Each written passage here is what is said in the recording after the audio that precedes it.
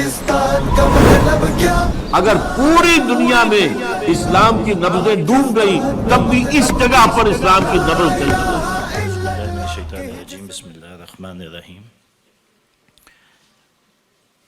जी, जो हमारा टॉपिक है आज का, इस्लाम का माशी निज़ाम, तो वैसे तो इसमें डिटेल बहुत ज़्यादा है और मतलब करने को तो घंटों इस पे बात की जा सकती है, लेकिन वक्त हमारे पास आधा घंटा है, 30 मिनट है। तो हम कोशिश करेंगे कि एक बुनियादी ढांचा जो स्ट्रक्चर है इस्लाम का माशी निज़ाम या उससे रिलेटेड जो इस वक्त का माशी निज़ाम राइज है उसको थोड़ा समझ सकें, जिसको हम कहते हैं कि हाई लेवल एक अंडरस्टैंडिंग हम कोशिश करेंगे कि सामने हमारे आ जाए।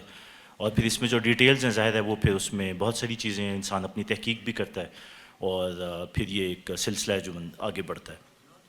तो माशी निज़ाम या इस्लाम का माशी निज़ाम की जो तकरीब है उसको अगर हम सामने रखें तो इसको मैं कुछ आपके सामने इस तरह पहले एक जो शुरू में खाका एक बनाऊंगा, वो ये है कि तैयब और ख़बीस। तो ख़बीस को जब तक आइडेंटिफाई ना करें और ना समझें तो उसको तैयब से अलग करना मुश्किल होता है।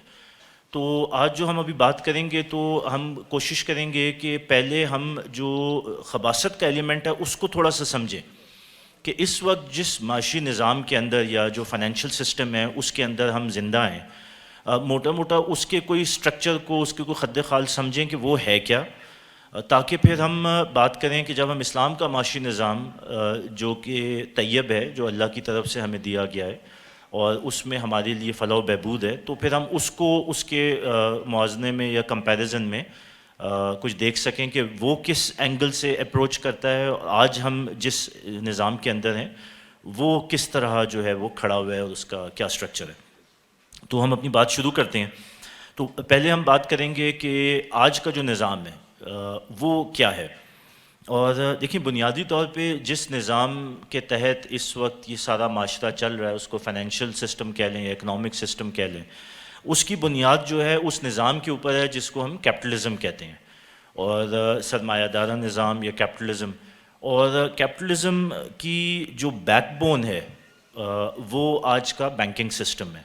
तो ये दो मेजर प्लेयर्स हैं, एक निज़ाम के लेवल पे कैपिटलिज़म और उसके बाद उसके अंदर जो उसका ऑपरेटिंग मॉडल है या जो उसका जो असल आप कह लेंगे स्केलेटन है, वो इसका बैंकिंग सिस्टम है। अब कैपिटलिस्ट सिस्टम जो है ये क्या है, अगर इसकी हम कुछ बुनियाद को थोड़ा सा देखें तो कैपिटलिस्ट सिस्टम उस जज्बे को भरपूर तरीके से उभारता है जिसमें इंसान की जो मोटिवेशन है वो मटीरियल वैल्यू, यानी कि मादी जितने भी वसाइल हैं या जितने भी रिसोर्सेज हैं उनके हसूल के लिए इंसान को ट्रिगर करता है।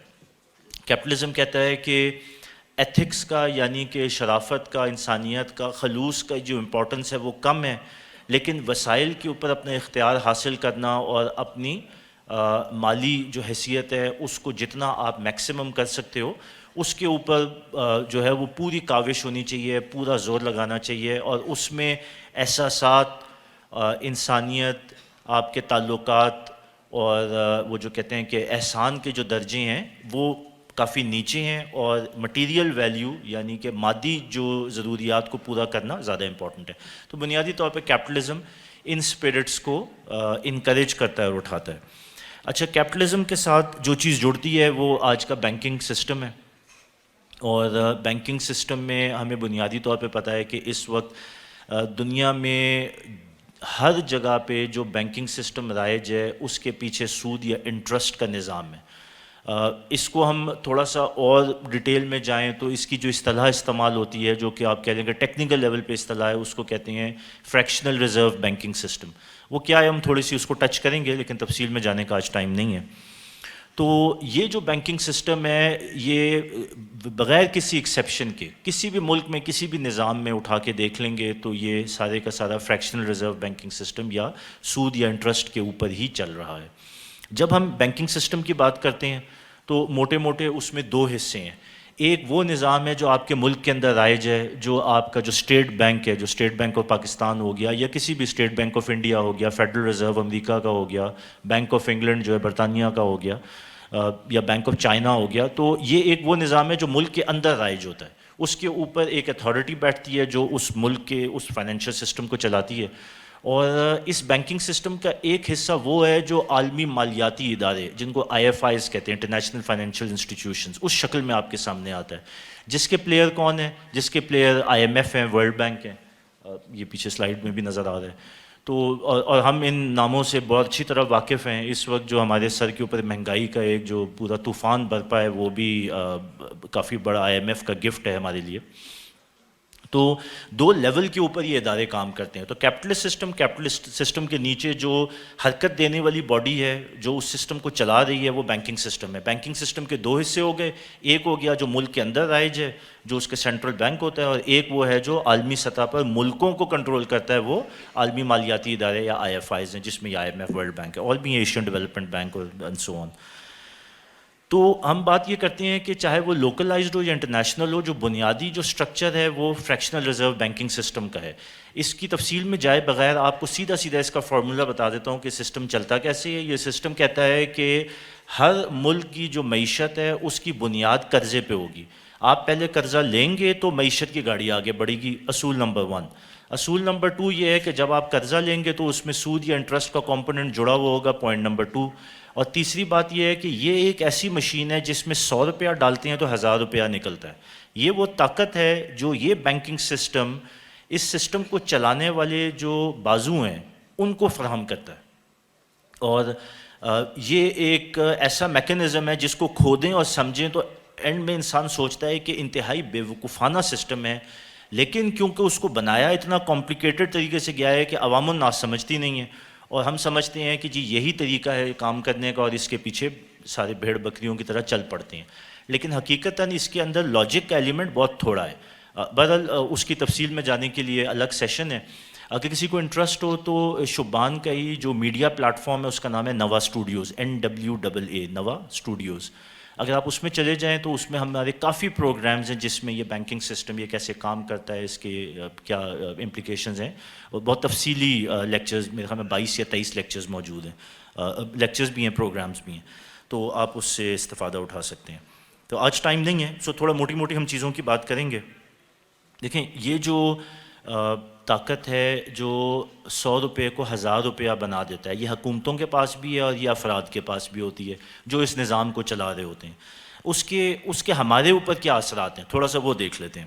وہ اثرات یہ ہیں کہ ایک تو یہ ان لمیٹڈ پاور دیتا ہے ان کے پاس جن کے ہاتھ میں یہ نظام ہے، چاہے وہ انڈیویژول ہیں یا چاہے وہ حکومتیں ہیں. جب آپ کے پاس نوٹ چھاپنے کی طاقت ہے اور اس کے پیچھے اکاؤنٹیبلٹی کوئی نہیں ہے تو جس کا مفاد ہے وہ دبا کے نوٹ چھاپے گا. آپ کے ملک میں آج جو افراط زر یا انفلیشن جس کی کل ڈاکٹر عتیق الرحمان صاحب بھی بات کر رہے تھے، اس انفلیشن کے پیچھے بنیادی جڑ یہ ہے کہ آپ اس نظام، اس فریکشنل ریزرو بینکنگ سسٹم کے اندر موجود ہیں جو آپ کی حکومتی لیول پہ اسٹیٹ بینک آف پاکستان نے آپ کے اوپر رائج کیا ہوا ہے. اسی طرح جب ہم عالمی مالیاتی اداروں کے پاس جاتے ہیں تو وہ بھی اسی نظام کے تحت کام کرتے ہیں، جو آپ کو قرضہ دیتے ہیں اس کے اوپر سود بھی لیتے ہیں. تو بہرحال یہ ایک وہ ایسا پہاڑ ہے جو ہمارے اوپر اجتماعی طور پہ عوام الناس کے اوپر ڈالا بھی گیا ہے اور دن بدن اس کا وزن بڑھتا بھی جا رہا ہے. تو ایک تو یہ ان لمیٹڈ پاور دیتا ہے، دوسرا یہ ہے کہ یہ بلینک چیک ہے. کن کے لیے؟ سرمایہ دار اور جاگیردار. یہ 2 پلیئر ہیں جو آپ کے معاشرے کے اندر اپنے مفاد کو سیکیور کرنے کے لیے اس سسٹم کو استعمال کرتے ہیں، اور اس سسٹم کے پیچھے ہوتا پیسہ ہے. اب سرمایہ دار ہے، سرمایہ دار کو قرضہ بھی مل جاتا ہے اور وافر مقدار میں ملتا ہے، قرضے معاف بھی ہو جاتے ہیں. یہی جاگیردار کا بھی رول ہے. یہی وہ لوگ ہیں جو آپ دیکھیں گے کہ آپ کے پاور کوریڈورز میں بھی ہوتے ہیں، یہی سیاست میں ہوتے ہیں، یہی فوج میں ہوتے ہیں، یہی عدلیہ میں ہوتے ہیں، اور اگر نہیں ہوتے تو ان کو خرید سکتے ہیں، ان کو انفلوئنس کر سکتے ہیں. تو یعنی کہ یہ جو مشین لگ گئی تو اس مشین کے جو کرتا دھرتا ہیں ان کے پاس ان لمیٹڈ پاور ہے پیسے کی فارم میں، جس کے تحت وہ سب کچھ کر سکتے ہیں. اسی کو عالمی لیول کے اوپر لے جائیں تو یہ جو امریکہ کی پچھلے 20 سال سے، امریکہ اور نیٹو کی 20 سال سے یہ جو جنگیں پوری دنیا میں برپا ہیں، آپ کا کیا خیال ہے یہ جنگیں کی فائنینسنگ کہاں سے آ رہی ہے؟ یہ کوئی سستی جنگیں تو نہیں ہیں. Trillions and trillions of dollar. صرف افغانستان میں میرے خیال میں 2.5 یا 3 ٹریلین کا وہ تھا خرچہ جو امریکہ نے کیا 20 سال کے اندر. تو مطلب ہم تو بلینز کی بات کرتے ہیں، 120 بلین ڈالر کا پاکستان کا قرض ہے. 1000 بلین 1 ٹریلین ہوتا ہے، تو 3000 بلین جو ہیں وہ 3 ٹریلین، اتنا پیسہ انہوں نے اڑا دیا افغانستان میں. تو یہ جنگوں کی فائنینسنگ کہاں سے آ رہی تھی؟ یہ بینکنگ سسٹم پرووائڈ کر رہا تھا. اور آپ حیران ہوں گے، ابھی ٹائم تو نہیں ہے کہ ان سارے کنیکشنز کو ملائیں، لیکن میں اور آپ اس ہر بم جو کہ امریکہ گرا رہا تھا افغانستان میں، عراق میں، سیریا میں، ہم اس کو فائنینس کر رہے ہیں، میں اور آپ یہاں بیٹھ کے بھی. یہ اس طرح کا نظام ہے کہ آپ کی جتنی بھی ایفرٹ، مشقت، اس کی جتنی کریم ہے وہ الٹیمیٹلی وہیں پہ جا کے اینڈ اپ ہوتی ہے. تو بہرحال یہ ذہن میں رکھنا چاہیے کہ اس نظام کی خباثت کس لیول تک جاتی ہے. اچھا، اس کے بعد یہ جو طبقوں کا ڈیوائیڈ ہے، جس کو ہم ڈسپیرٹی کہتے ہیں، امیر امیر سے امیر تر ہو رہا ہے، غریب غریب سے غریب تر ہو رہا ہے، یہ بھی گفٹ ہے اسی نظام کا، اسی سسٹم کا. اچھا، اس کے بعد جی دیکھیں تو انفلیشن کی ہم نے بات کی، اور یہ نظام جب تک قائم رہے گا افراط زر یا انفلیشن اس سسٹم سے نہیں نکل سکتی. اس سسٹم کے دو بڑے آپ کہہ لیں کہ آؤٹ کم ہیں یا پروڈکٹس ہیں یا پھل ہیں جو کہ اس کے ساتھ جڑے ہوئے ہیں اس کے ڈی این اے کی طرح. ایک ہے انفلیشن اور دوسری ہے ٹیکسیشن. نہ اس نظام میں انفلیشن سے جان چھوٹے گی، نہ ٹیکسوں سے جان چھوٹے گی، اور اس کے وکٹم آج ہم سب ہیں. میرے خیال میں پاکستانیوں کو یہ چیز سب سے اچھی سمجھ میں آئے گی آج کے حالات میں، بنسبت کہ کوئی امریکہ میں بیٹھا ہو، کیونکہ وہاں پہ افراط زر بھی مقابلتاً کم ہے اور ٹیکس بھی مقابلتاً کم ہوتے ہیں. تو بدل یہ اس سسٹم کا، اب کیونکہ ٹائم کم ہے تو میں تھوڑا سا آپ کو کی پوائنٹس جو ہیں وہ ٹچ کر کے پھر آگے بڑھ رہا ہوں. ایک چیز جس کا خالد صاحب نے بھی ذکر کیا اپنے کل کے لیکچر میں، یہ مت بھولیں کہ یہ جو عالمی مالیاتی ادارے ہیں جن کی ہم نے بات کی تھی، یہ امریکہ کی فارن پالیسی کا ایک ٹول اور ایک انسٹرومنٹ ہے، اور یہ ان کی فارن پالیسی کے جو آبجیکٹیوز ہیں ان کو اچیو کرنے کے لیے استعمال ہوتا ہے. یہ پہلے تو چلیں ایک اصطلاحاً باتیں تھیں اور کنسپیریسی تھیوریز کے ڈومین میں کرتے تھے، لیکن وکی لیکس کچھ سال پہلے ایک ایسی چیز آئی سامنے جس میں دنیا کے بہت سارے سیکرٹ ڈاکومنٹس کو نکال کے سائبر ہیکنگ کے تھرو تو وہ عوام کے سامنے لے آئے. تو اس میں ایک امریکی آرمی کا ایک ڈاکومنٹ بھی نکلا، اس کو کہتے ہیں کہ manual for in conventional warfare, یعنی کہ غیر روایتی طریقے سے جنگ لڑنے کا طریقہ کار. تو اس کے اندر جو، اب وہ انٹرنیٹ پہ موجود بھی ہے، کوئی پڑھنا چاہے تو دیکھ بھی سکتا ہے. تو اس کے جو طریقہ کار تھے اس میں جو اعلیٰ کار ہیں وہ IMF اور ورلڈ بینک ہیں. اسی طرح ایک کتاب ہے کنفیشنز آف اکنامک ہٹ مین جان پرکنز کی، اور یہ پیچھے اس کا کور نوٹ بھی ہے، تو کوئی چاہے تو اس کو لکھ بھی سکتا ہے اپنے آگے فیوچر اسٹڈی کے لیے. میرا مشورہ ہے کہ ہر پاکستانی کو یہ کتاب پڑھنی چاہیے. اس کتاب میں پاکستان کا کوئی ذکر نہیں ہے، لیکن جب کتاب پڑھیں گے تو لگے گا کہ پاکستان کے اوپر لکھی ہوئی ہے. ہماری معیشت کے ساتھ کیا ہوا ہے، ہمارے ملک اور عوام کے ساتھ کیا ہوا ہے، وہ اس کا پورا جو کہتے ہیں نا کہ آپریٹنگ پروسیجر ہے وہ اس کتاب کے اندر دیا ہوا ہے. خیر، یہ صاحب جو تھے یہ بھی CIA کے لیے کام کرتے تھے، اور ان کے باوردی لیول پہ نہیں تھے، بلکہ عالمی مالیاتی اداروں کے اندر پوسٹ ہوتے تھے، اور ان کے بعد ان کے جو اہداف تھے وہ تھے کہ حکومتوں کو اور معیشتوں کو کیسے قابو کرنا ہے، اور ایک دفعہ جب قابو کر لیں، اور قابو کرنے کا طریقہ کیا ہے کہ قرضہ دو. تو یہ بہت ساری چیزیں آپ کو پاکستان کے ماحول سے جڑتی ہوئی نظر آئیں گی کہ قرضہ دو، اور اس لیول تک قرضہ دو کہ پھر وہ مقروض ہو جائیں، پھر قرضہ دے نہ سکیں، اور پھر آپ کی شرائط کو ماننے پہ مجبور ہو جائیں. پھر ٹیکس بھی بڑھائیں گے، بجلی بھی مہنگی کریں گے، پیٹرول بھی مہنگا کریں گے، ہر وہ کام کریں گے جو آج آپ کی حکومت یا اس سے پہلی حکومت یا اس سے پہلے حکومتیں کرتی آ رہی ہیں. اس میں کرنسی کو بھی ڈی ویلیو کریں گے. تو یہ ساری چیزیں آپس میں جڑتی ہیں. تو بہرحال یہ ایک خاکہ میں نے آپ کے سامنے رکھا اس نظام کا جو اس کو میں نے کہا کہ طیب خبیث. تو پہلے خبیث کو سمجھ لیں کہ یہ خبیث صرف سود کی حد تک ہی نہیں ہے جو ہم جنرلی اصطلاح سمجھتے ہیں. نو ڈاؤٹ کہ وہ اللہ کے قوانین میں ایک بہت بڑی قانون شکنی ہے جب آپ سود کے نظام کو رائج کرتے ہیں، لیکن اس سے تھوڑا سا آگے بھی دیکھیں کہ یہ بات صرف سود تک ہی محدود نہیں رہتی. جس وجہ سے اللہ تعالیٰ یا نبی پاک صلی اللہ علیہ وسلم نے ہمیں اتنے زیادہ وارن کیا وہ یہ ہے کہ اس کے ساتھ یہ ساری خباثتیں جڑی ہوئی ہیں. تو یہ جو جبر اور ظلم کا پورا نظام آج ہمارے سامنے ہے اور ہمارے اوپر ہے، اس کے پیچھے یہ نظام ہے. اس نظام کو ختم کریں گے یا کم سے کم ہمارے ٹارگٹ پہ ہوگا تو یہ اس کے بعد میں جو کہتے ہیں نا کہ سنو بال ایفیکٹ میں یہ ساری چیزیں بہتر ہونا شروع ہوں گی جس معاشرے کا ہم توقع کریں. اب وہ کیا معاشرہ وہ اب ہم آگے دیکھتے ہیں. اب اگلی بات یہ ہے کہ ہم کہتے ہیں کہ اسلام کا معاشی نظام، اور معاشی نظام کا کیا مطلب ہے. پھر وہی بات ہے کہ ہم اپنی سوچ کو اسلام کے معاشی نظام کو محدود صرف کر دیتے ہیں ایک سود کے لیول تک. وہ تو ہے ہی ہے، اس میں تو کوئی شک نہیں ہے، اور خباستوں کے پیچھے جڑ جو ہے وہی سودی نظام ہے یا وہی بینکنگ سسٹم ہے جو آج رائج ہے. لیکن اسلام کا معاشی نظام اس میں وسعت اس سے زیادہ ہے، اوور آرچنگ. اور وہ کیا ہے؟ دیکھیں، اسلام کا معاشی نظام سب سے پہلے اگر دیکھیں تو 2 لیول کے اوپر اپلائی ہوتا ہے. ایک اسٹیٹ کے لیول پہ ہوتا ہے، حکومت کے لیول پہ ہوتا ہے، اور ایک انڈیویجول کے لیول پہ ہوتا ہے. اسٹیٹ کا اپنی ذمہ داریاں ہیں، انڈیویجول کی اپنی ذمہ داریاں ہیں. اس کے بعد ہم اس سے نیچے کے لیول پہ آئیں تو پھر ایک درجہ قانون کا آ جاتا ہے اور ایک درجہ احسان کا آ جاتا ہے. اسٹیٹ کے اوپر بھی کچھ فرائض ہیں، وہ اپنے قوانین بنائے گا اور قانون کے لیول پہ چیزوں کو امپلیمنٹ کر دے گا، لیکن ساتھ ساتھ اسٹیٹ سے یہ بھی ایکسپیکٹ کریں گے کہ وہ احسان اور اخلاص کے لیول پہ بھی آپریٹ کرے گی. یہی چیز انڈیویجول کی ہے. تو اس کو تھوڑا سا ہم آگے دیکھتے ہیں. اگر ہم اسٹیٹ کے لیول کی بات کریں تو اسلامی معاشی نظام کے اندر آپ کو کیا چیزیں آپ ایکسپیکٹ کریں گے یا کیا چیزیں آپ کو پرووائڈ ہونی چاہیے؟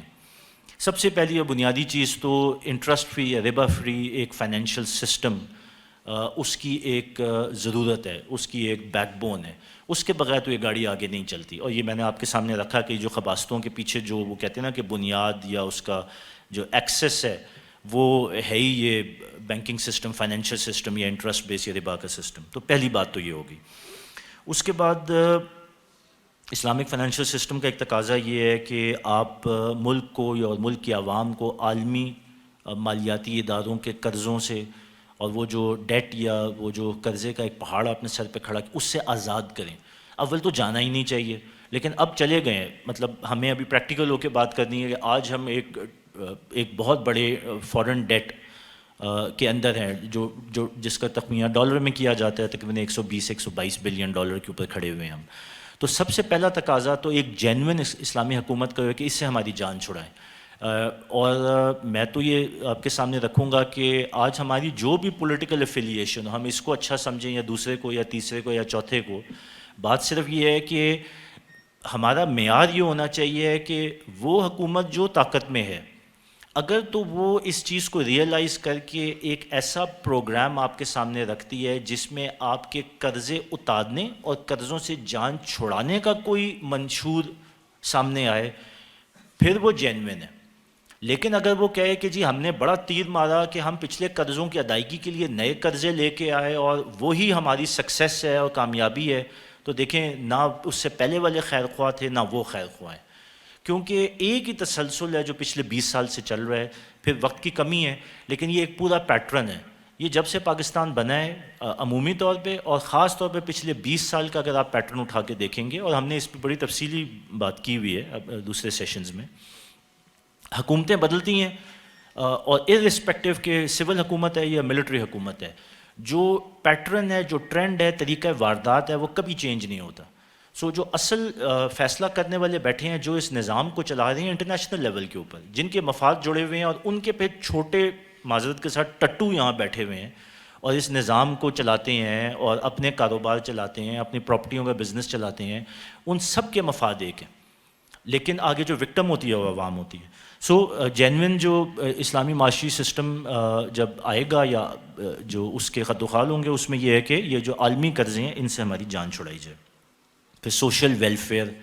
اب سوشل ویلفیئر روٹی کپڑا مکان تک ہی محدود نہیں ہے، بلکہ اس میں ایجوکیشن کو بھی ایڈ کریں، اس میں ہیلتھ کیئر کو بھی ایڈ کریں. یہ ایک حکومت کا فرض ہے اور عوام کا حق ہے کہ یہ وہ چیزیں ہیں جو اگر کوئی نہیں افورڈ کر سکتا یا کسی کے پاس نہیں ہے استطاعت تو اس کو پرووائڈ کی جائے. اچھا جی، اس کے بعد نظام عدل و قسط یعنی سوشل جسٹس سسٹم، یہ ایک فرض ہے اس سسٹم کا. اور یہ اکانومی سے کیسے جوڑتا ہے؟ اس سسٹم کے بغیر دنیا کی کوئی اکانومی جو ہے وہ پروگریس نہیں کر سکتی. آج ہم ویسٹ کو دیکھتے ہیں اور ہم کہتے ہیں کہ انہوں نے بڑی ترقی کی. ٹھیک ہے، سود اور انٹرسٹ اپنی جگہ، اس کی ہم نے بات کر لی، لیکن اس سے آگے بڑھ کے کہیں کہ جی جو بھی نظام ہے ان کے نظام کے اندر اگر اکنامک ڈیولپمنٹ ہے تو اس کے ساتھ ساتھ عدل کا نظام بھی قائم ہے. جہاں عدل کا نظام نہیں ہے وہاں پہ آپ دیکھیں گے کہ معیشت بھی کمزور ہے اور لوگوں کا بھی برا حال ہے. تو نظام عدل و قسط اور سیکیورٹی اور اس کا سوشل جسٹس سسٹم. اس کے بعد یہ ہے کہ عوام کو ظاہر ہے سیکیورٹی پرووائڈ کرنا. پھر آگے چلتے ہیں ہم.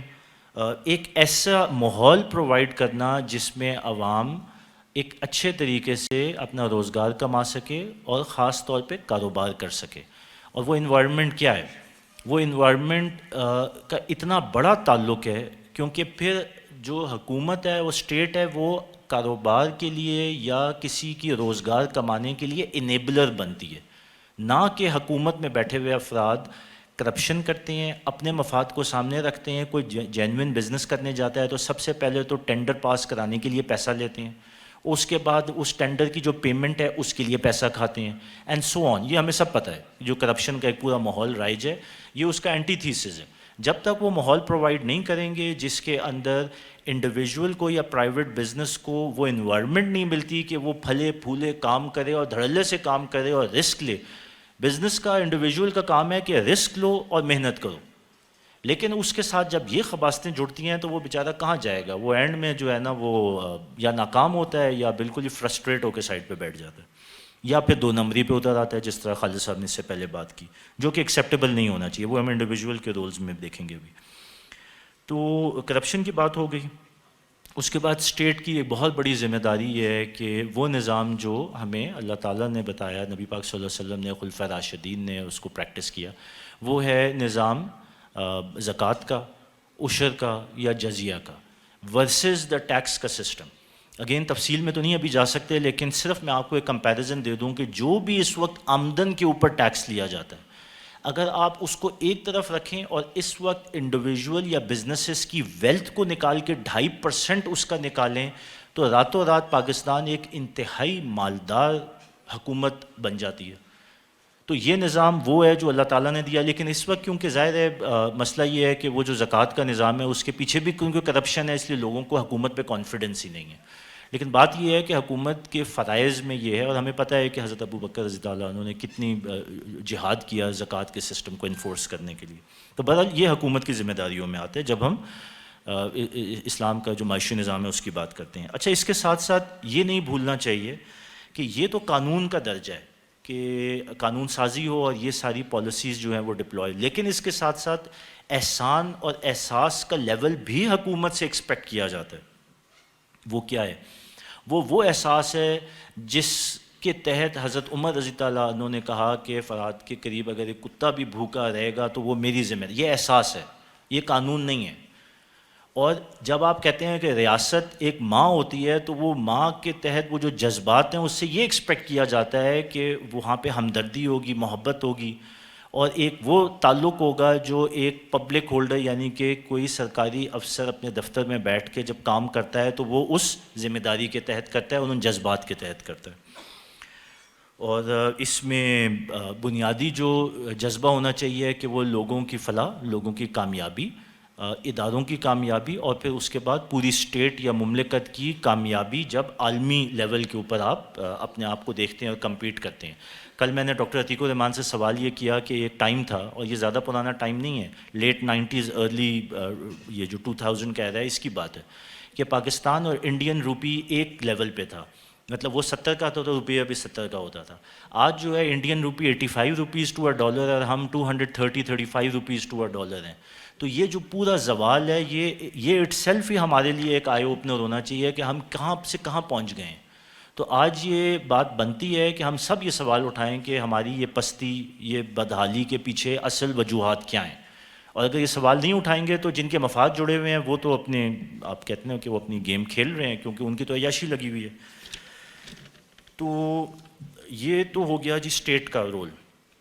انڈیویجول کی رول کی ہم اگر بات کریں تو اس میں سب سے بنیادی چیز تو ہے کہ یہ جو سودی نظام ہے اس کو انڈیویجول تو سب سے پہلے ریجیکٹ کرے، اس میں تو کوئی دو رائے ہی نہیں ہے.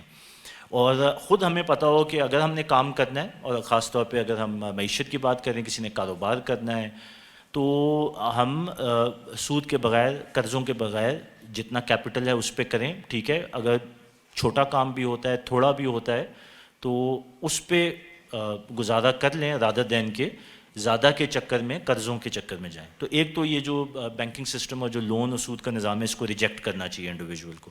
اس کے بعد اسپیکولیشن یعنی کہ سٹہ بازی. سٹہ بازی غلط ہے، اس کی اجازت نہیں ہے، سٹے بازی میں نہیں پڑنا چاہیے. عموماً لوگ پوچھتے ہیں کہ اسٹاک ایکسچینج یہ حلال ہے یا حرام ہے.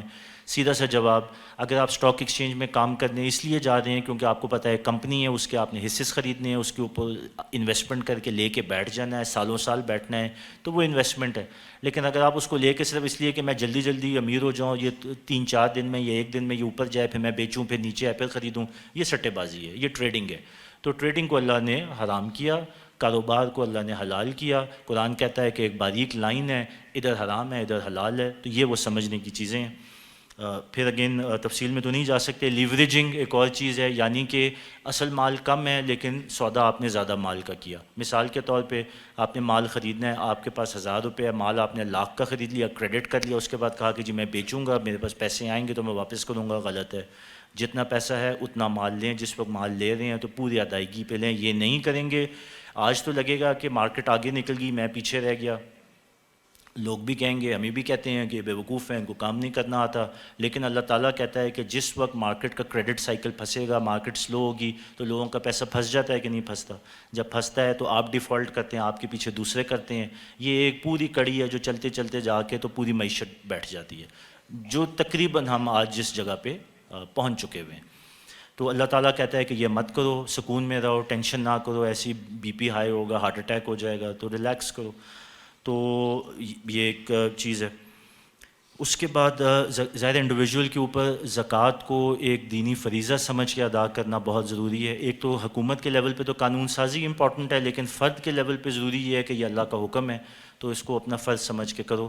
یہ بات ظاہر سمجھ میں آتی ہے کہ اس وقت لوگ حکومتوں پہ اعتبار کرنے کو تیار نہیں ہیں بیکاز آف وہ جو سارا ماحول ہے کرپشن کا. لیکن بہرحال یہ بات بھولنی نہیں چاہیے کہ حکومت جیسی بھی ہے لیکن یہ فرض تو ہے ہمارے، اللہ کا حکم ہے تو ہمیں دینی چاہیے. حکومت کو دیں نہ دیں لیکن خود تو دینی ہی دینی ہے. لیکن جس وقت یہ ایک سسٹم بنے گا تو حکومت کے بازو تگڑے ہوں گے، حکومت امیر ہوگی، اور جب حکومت امیر ہوگی تو پھر وہ ویلفیئر کر سکے گی. تو یہ پورا ایک سائیکل ہے جو جڑا ہوا ہے. جو میں چاہ رہا تھا کہ آپ کے سامنے یہ تصویر آئے کہ جب ہم اسلام کا معاشی نظام کی بات کرتے ہیں تو وہ ایک پورا کانسیپٹ ہے، وہ ایک پورا سسٹم ہے. وہ صرف ایک محدود، صرف بینکوں کو پتھر مارنے سے حل نہیں ہونے والا. اس کے پیچھے ہمیں ذرا اپنا ذہن کھولنا ہوگا کہ یہ پورا ایک نظام ہے، اور یہی اسلام بھی ہے کہ اس پورا ایک نظام ہے، صرف عبادات یا دین نہیں ہے.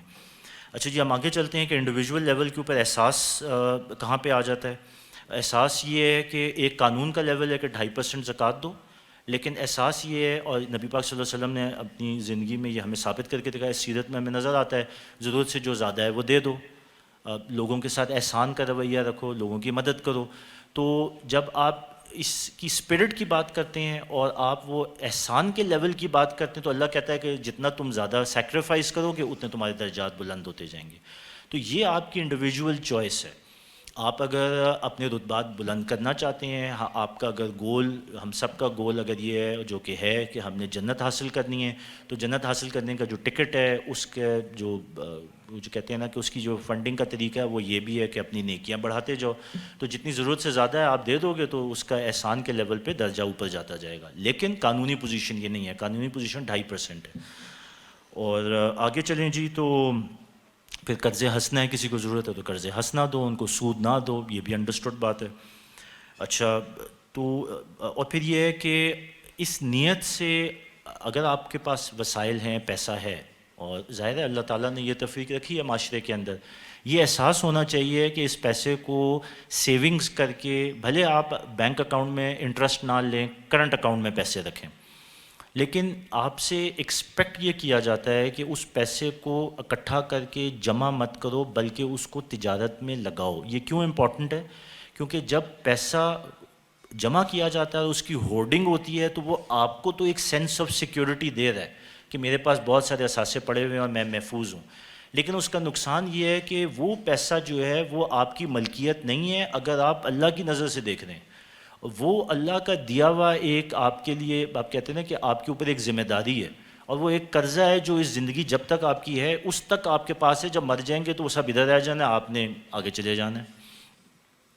تو اس احساس کو، ذمہ داری کو سامنے رکھتے ہوئے اس پیسے کو آپ لگائیں مارکیٹ کے اندر، تجارت کریں، کسی کے ساتھ اشتراکیت میں کام کریں، جوائنٹ وینچر کریں، کچھ بھی کریں، لیکن اس پیسے کو استعمال میں لائیں. وہ پیسہ آپ کے لیے بھی کام کرے گا اور اس کا فائدہ یہ ہوگا کہ کسی اور کا روزگار بھی ہوگا اور گھر بھی چلیں گے. اس کو کہتے ہیں منی ان سرکولیشن. اور جو اکانومسٹ ہیں، جو اکانومی سمجھتے ہیں، ان کو پتہ ہے کہ منی ان سرکولیشن کی کتنی زیادہ امپورٹنس ہے ایک معیشت کے اندر. میرا ایک دوست ہے، وہ امریکہ میں یہاں پہ ہی ہے لیکن امریکہ میں اس کا کاروبار ہے اور بزنس کرتا ہے. تو وہ مجھے ویسے ہی مذاق سے بتا رہا کہ یہاں پہ تو ہم بہت پیسے بینک میں رکھتے ہیں، وہاں پہ میں نے کچھ پیسے بینک میں رکھے اور زیادہ کی بات نہیں کرے، میرے خیال میں کچھ 10-15,000 20,000 ڈالر رکھے اس نے. تو کہتا ہے کہ وہ بینک والے مجھے ایسے لیں جیسے میں کوئی وی آئی پی ہوں، اور میں سوچوں کہ یار یہ تو کوئی حیثیت ہی نہیں ہے، اس سے تو کہیں زیادہ پاکستان میں لوگ رکھتے ہیں. مطلب اگر وہ کہنا کہ جی اسٹیٹس اپنا کہ جی یہ ایک مالدار پارٹی ہے بینک کی نظر میں. تو کہتا ہے وہ مجھے بڑے ہاتھوں ہاتھ لیں، بڑا جو ہے نا آگے پیچھے. تو وہ کہتا ہے کہ وہاں پہ کلچر ہی نہیں ہے کہ بڑی بڑی کمپنیاں ہیں ملینز آف ڈالرز کا کاروبار کر رہی ہیں اور اکاؤنٹ میں 8-10 ہزار سے زیادہ پیسے ہی نہیں ہوتے.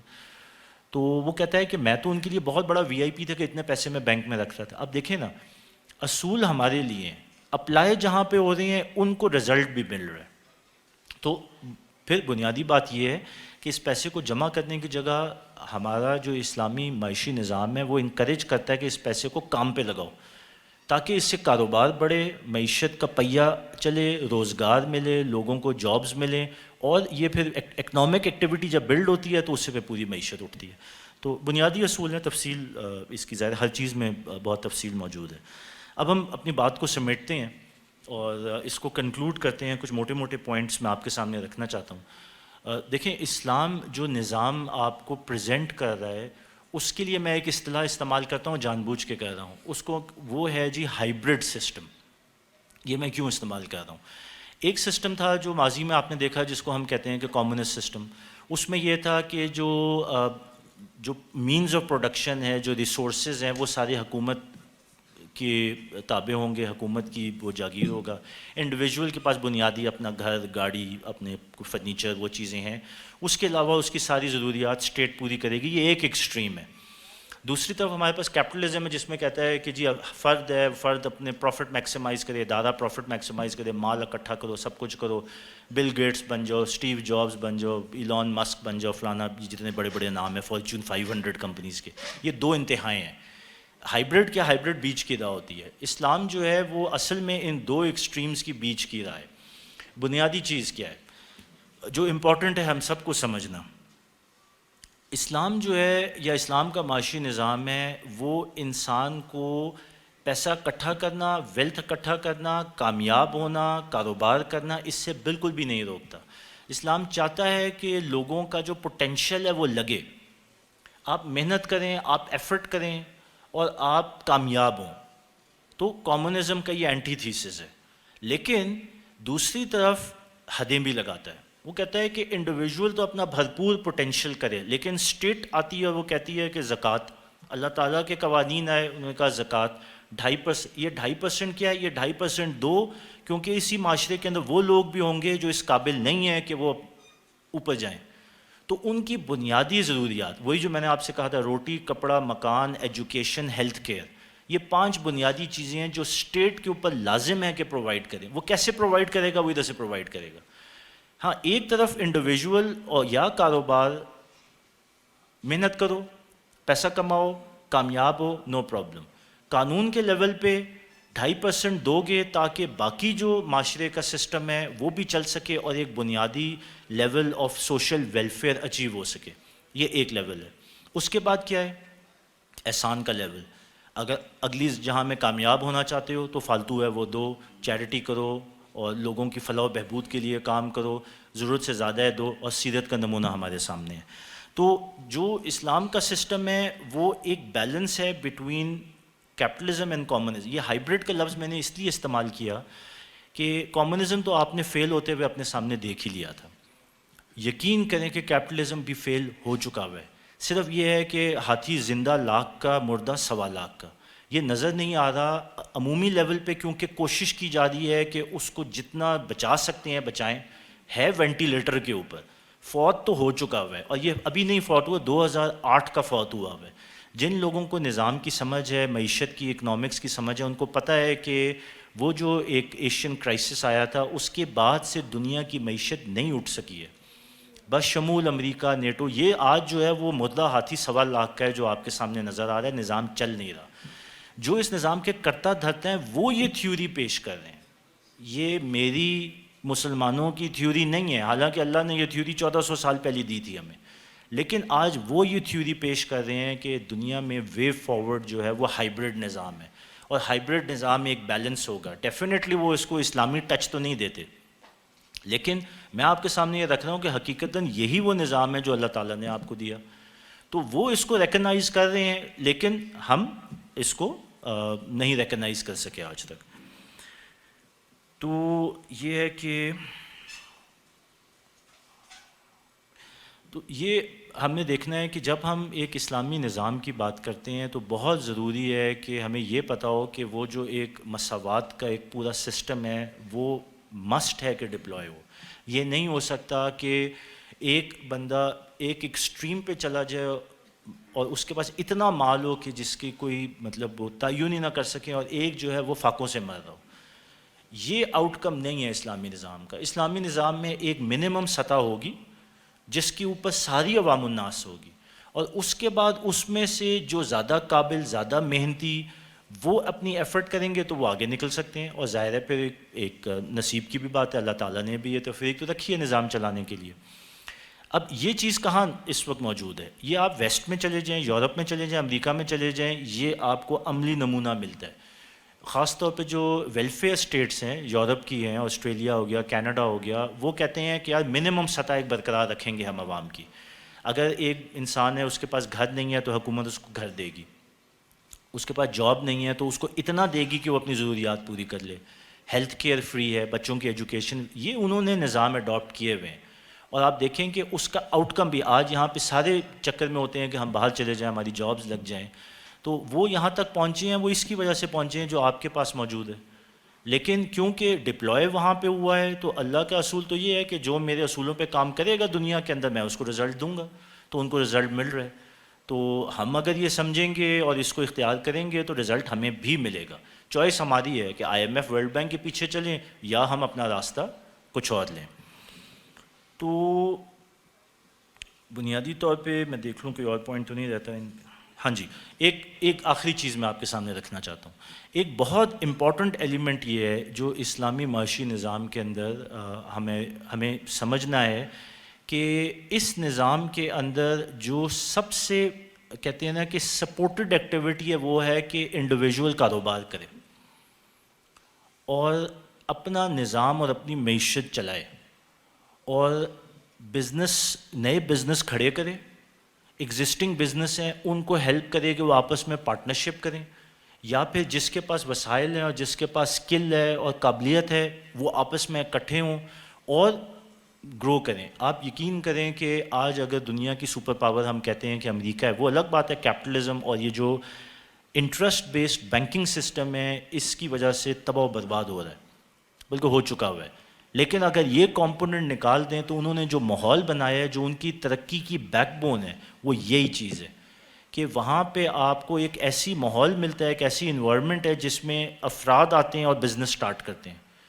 ایک نارمل بندہ بھی ہوگا، اس کے وسائل بہت محدود ہوں گے، لیکن وہ نظام ایسا ہے کہ اس کے ساتھ اور لوگ جڑیں گے، ادارے ہیں جو اس کو سپورٹ کریں گے، اس کا بزنس کھڑا کریں گے. مجھے یاد ہے میں نے اپنی پڑھائی انگلینڈ سے کی اور MSc کر رہا تھا، تو اور ظاہر ہے بینکوں میں کوئی نہ کوئی اکاؤنٹ کھولا ہوا، کوئی معاملے چل رہے ہیں.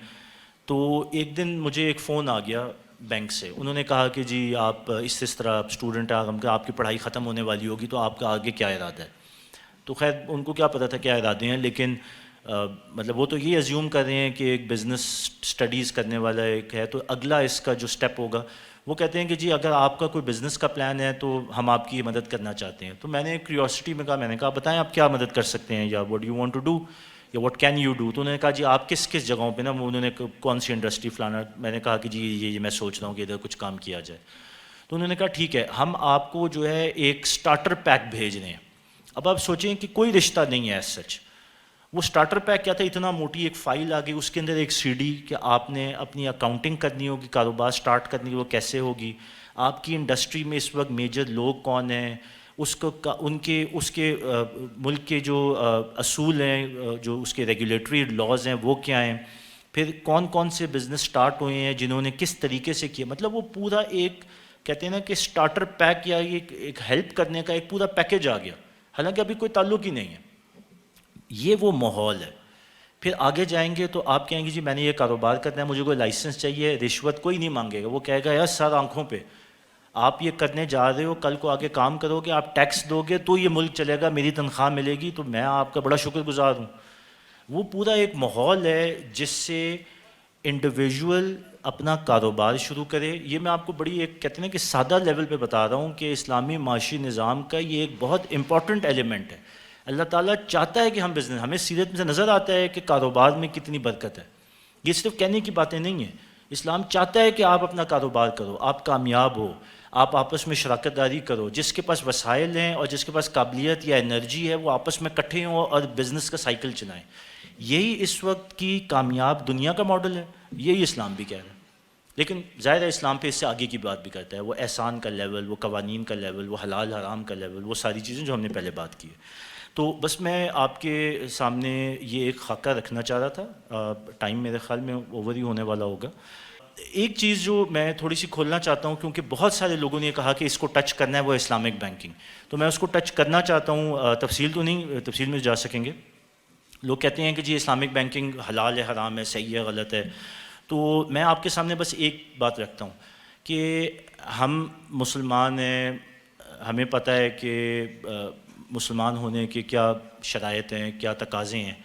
اور پھر آ گئے قادیانی، جن کے حلیے بھی ہمارے جیسے، جن کی نمازیں بھی بہت ساری، لیکن بنیادی طور پہ جو فنڈامنٹلز ہے وہاں پہ ماری ڈنڈی اور ہیں فراڈیے. تو میں آپ کے سامنے بس اتنی بنیاد رکھوں گا کہ جس طرح قادیانی فراڈیے ہیں مسلمان کے روپ میں جو ہمارے اندر لائے گئے، اسی طرح ہی اسلامک بینکنگ ہے جو بہروپیہ ہے، فراڈلنٹلی آپ کے سسٹم میں لائی گئی. میں اس سے پہلے تھوڑی سی لائٹر موڈ پہ یہ کہتا تھا کہ یار کچھ حد تک تو ایفرٹ کر رہے ہیں لیکن پوری بات نہیں کر رہے. لیکن بات یہ ہے کہ یہ تو تقاضا ہی نہیں ہے دین کا. مجھے خود بھی یہ بات سمجھ میں آئی بعد میں کہ یہ دین میں تو بلیک اینڈ وائٹ ہے. یہ فراڈیے ہیں، اگر ڈنڈی مار رہے ہیں تو آج یہ اگر آدھے کی ڈنڈی مار رہے ہیں تو کل کو یہ جہاں تک لے کے جائیں گے اس کے بعد تو پھر پوری گیم ہی آپ کے ہاتھ سے نکل جائے گی. تو اس لیے اب میرے بھی جو ٹالرنس لیول ہے وہ ایگزاسٹ ہو گیا ہے، اور یہ ڈنڈی ہے اور یہ قطعاً آپ کے اصل مقصد کو سرو کرنے کے لیے کوئی رول نہیں پلے کرے، جو کہ ہم نے ابھی مقصد سامنے رکھا اور سمجھا. تو اگر یہ آپ کو اس حد تک کہیں کہ جی ایک اسلامک بینکنگ کی دکان کھلی ہوئی ہے اور اس میں آپ کریں گے تو یہ سارے فتوے ہیں اور اس کے یہ اچھی اچھی اسلامی ٹرمینالوجیز ہیں اور ایک بہت بڑا سا کانٹریکٹ ہے جس کے اندر جو آپ کو سمجھ ہی نہیں آئے گا، اور یہ کہ بس یہ سب حلال ہے. تو ٹھیک ہے، آپ ایکسکیوز کے طور پہ اس کو اگر ایکسیپٹ کرنا چاہتے ہیں وہ اپنی جگہ. لیکن as a professional and as a technician میں آپ کے سامنے یہ بات رکھوں، اصل نظام کی جو فساد ہے وہ آپ کے اس مالیاتی ادارے میں ہے جو حکومت کے لیول پہ ہے، اسٹیٹ بینک آف پاکستان. جب تک وہ اپنا نظام فریکشنل ریزرو بینکنگ سسٹم سے شفٹ کر کے جینوئن سود سے پاک نظام پہ نہیں آئے گا، اس کے آگے جو بینک بھی کھلا ہوا ہے چاہے وہ اسلامک ہے یا نان اسلامک ہے، صرف دکانیں ہیں اور لوگوں کو بیوقوف بنانے کا طریقہ ہے. وہاں پہ تبدیلی آئے گی، ڈاؤن دا چین ہر چیز سیدھی ہو جائے گی. اور جب سیدھی ہوگی تو یقین کرے بینک کی اصطلاح ختم ہو جائے گی اس سسٹم سے. بینک کی اصطلاح کا یا اس کانسیپٹ کا کوئی وجود نہیں ہے اسلامک فائنینشیل سسٹم میں. سروس پرووائڈر ہو سکتے ہیں، بینکس نہیں ہو سکتے.